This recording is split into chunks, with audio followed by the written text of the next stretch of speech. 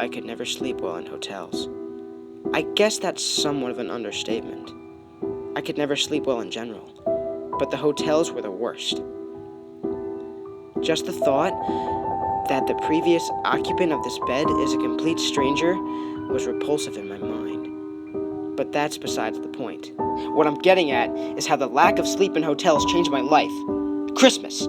We were spending Christmas in a shitty hotel and not with family. Great. Don't get me wrong. It's not like I didn't enjoy the all-you-can-eat buffet of soggy hash browns and grits for Christmas Eve dinner. Of course, the first snow of the season had to cancel our flight down to Virginia. It was Christmas Eve, and I was trying to sleep in this bleach-saturated room. My mind's wondering what happened in here to cause such an excessive amount of bleach needed. The room was nothing out of the ordinary. 2 beds, one for me and my dad, and another for my sister and mom.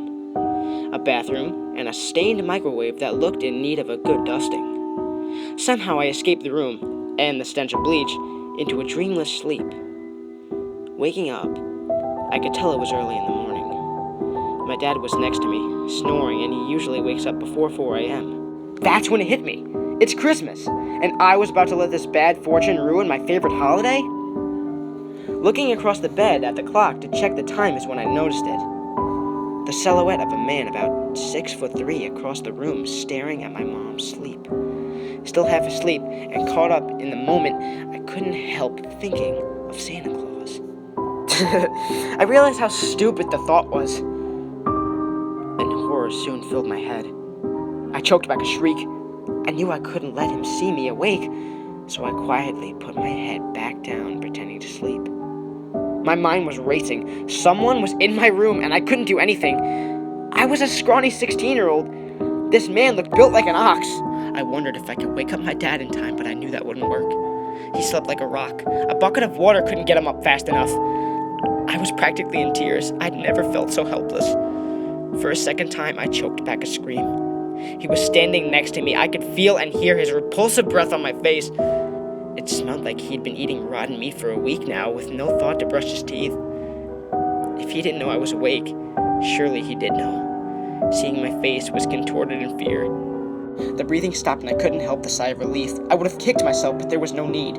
I heard the room door open and close. I launched out of bed. Nothing in the room was in the disarray, and my family was still asleep. That couldn't have been a dream. I couldn't have imagined it. Feeling awake as ever, a horrible idea popped into my head, and before I could push it away, I was pulling the door open. Glancing back to the door in order to memorize the room number, I saw the giant spray-painted black X on the door. Had I seen this without the prior experience, I probably would have thought it was just some stupid kids. I knew better, but not enough to know what it was for. My heart skipped a beat. There he was, turning the corner at the end of the hall. Why am I doing this?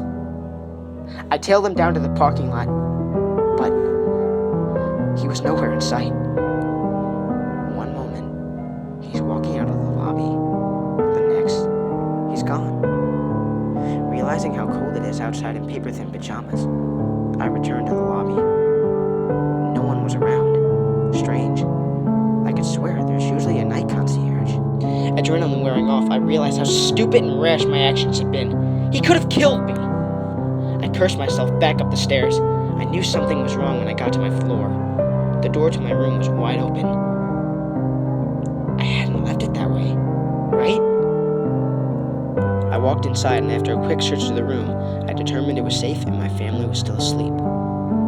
I locked the door and got back into bed, though I didn't sleep for the rest of the night. I listened to my dad get up, and eventually my mom followed, but I still pretended to sleep. A few hours passed, and my parents got my sister and I up.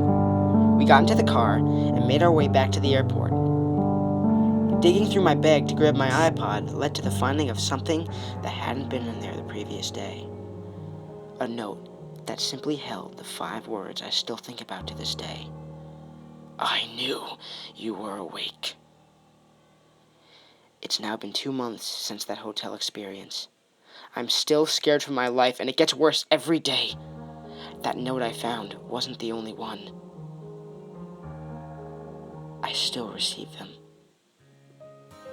The story goes that some time ago, a man punished his 3-year-old daughter for wasting a roll of gold wrapping paper. Money was tight, and he became infuriated when the child tried to decorate a box to put under the Christmas tree. Nevertheless, the little girl brought the gift to her father the next morning and said, "This is for you, Daddy." The man was embarrassed by his earlier overreaction, but his anger flared again when he found out the box was empty. He yelled at her, stating, "Don't you know, when you give someone a present, there's supposed to be something inside?" The little girl looked up at him with tears in her eyes and cried, "Oh, Daddy, it's not empty at all. I put kisses into the box. They're all for you, Daddy." The father was crushed. He put his arms around his little girl and he begged for her forgiveness. Only a short time later, an accident took the life of the child. It is also told that her father kept that gold box by his bed for many years, and whenever he was discouraged, he would take out an imaginary kiss and remember the love of the child who had put it there. Moral of the story, in every real sense, each one of us as human beings have been given a gold container filled with unconditional love from our children, family members, friends, and God. There is simply no other possession anyone can hold more precious than this.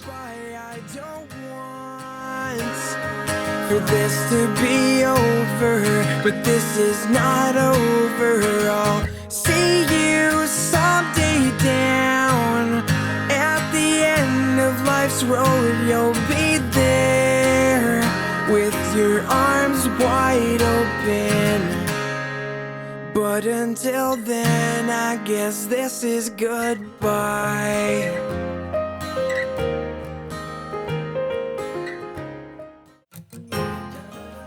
Hey guys, it's Rob Gianferrara here, and I am in my man cave right now. Yeah, just playing my Xbox One stuff I got for Christmas.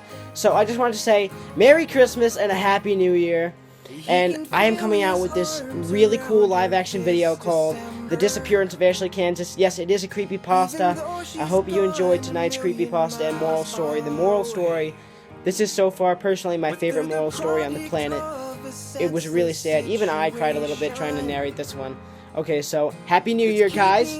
I hope you enjoyed this video, and have a good New Year's. It is exactly right now 7 o'clock. Well, not 7 o'clock. It's a little later than 7 o'clock, but in a few hours, it's going to be 2015. I just wanted to make this last-minute 2014 video. And at the same time, I wanted to tell you, there is a 2013 playlist of my videos, of the original very first 13 videos I ever made. Please go check out that playlist if you want to see my original videos on Rob Gianferrara. And anyway, I'm Rob Gianferrara, and I hope you guys have a good New Year's. See you in 2015, guys.